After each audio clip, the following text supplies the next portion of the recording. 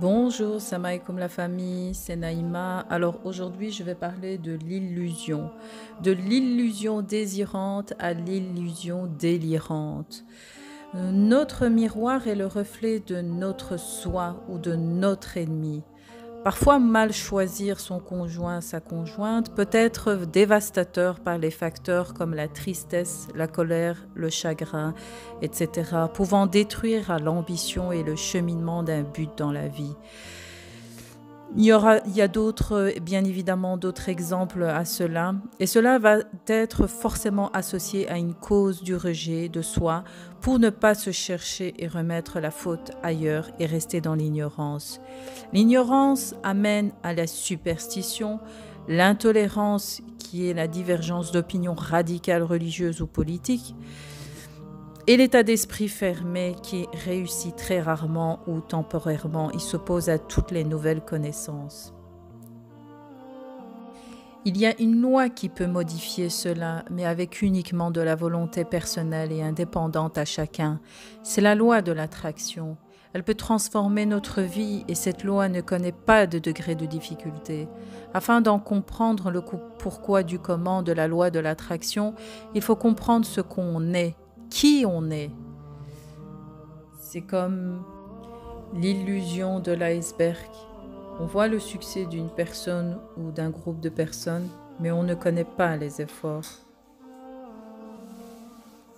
Dans la Sourate 13, le tonnerre, verset 2, Allah est celui qui a élevé bien haut les cieux sans piliers visibles.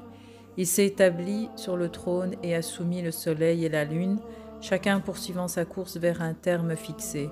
Il règle l'ordre de tout et expose en détail les signes afin que vous ayez la certitude de la rencontre de votre Seigneur.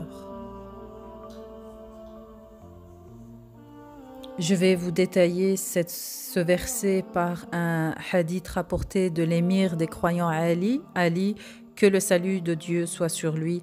La gravitation des autres est évoquée. Ces étoiles célestes sont pareilles aux cités terrestres. Chaque cité-étoile communique avec une autre cité-étoile par l'intermédiaire d'une colonne de lumière. Donc on parle bien de la loi de l'attraction ou la loi de la pesanteur ou loi de gravitation. Pour utiliser cette loi, il faut pouvoir déterminer sa zone de confort. Pour en sortir, on va rencontrer la zone de peur, le manque de confiance en soi, affecté par les opinions des autres, trouver des excuses. Pour arriver à la zone des apprentissages, on va alors régler ses problèmes, acquérir des nouvelles compétences, agrandir sa zone de confort et ainsi aller vers la zone de grandeur, vivre ses rêves, trouver sa valeur, définir des nouveaux objectifs. Relaxez-vous, méditez, rentrez dans votre subconscient, faites du nettoyage.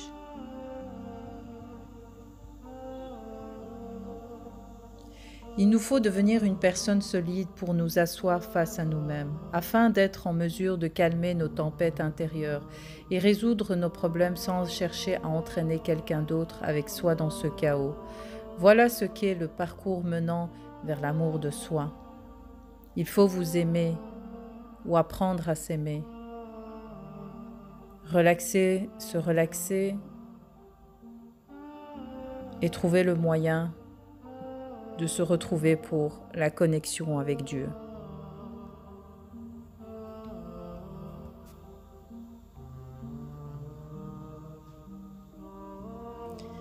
Dans la Sourate 4, les femmes, verset 79, « Tout bien qui t'atteint vient d'Allah, et tout mal qui t'atteint vient de toi-même. Et nous t'avons envoyé aux gens comme messager, et Allah suffit comme témoin. » Il est bien dit dans ce verset que tout bien vient de Dieu, mais tout mal vient de toi-même. Donc, remets-toi en question. Cherche ton bonheur. Dieu ne nous met pas sur terre pour souffrir, mais bien pour s'épanouir. Il se peut que vous détestiez quelque chose alors que c'est un bien pour vous.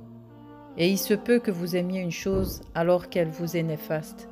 C'est Allah qui sait. Alors, que vous ne savez pas. Sourate Baqara, la vache, verset 216. Dans ce verset se trouvent des sagesses, des secrets et de nombreux intérêts pour le serviteur.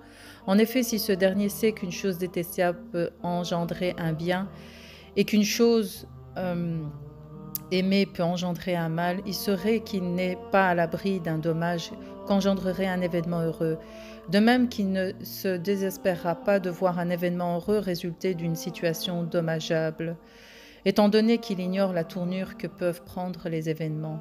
En effet, Allah sait, Dieu sait tout. La plus importante et la plus négligée de toutes les conversations, c'est la conversation avec soi-même. C'est pour ça que j'insiste sur la méditation. Ne sortez pas de vous-même, mais rentrez en vous-même. Aimez-vous, ayez de l'affection pour vous, de la gratitude sur vous-même et la gratitude envers Dieu.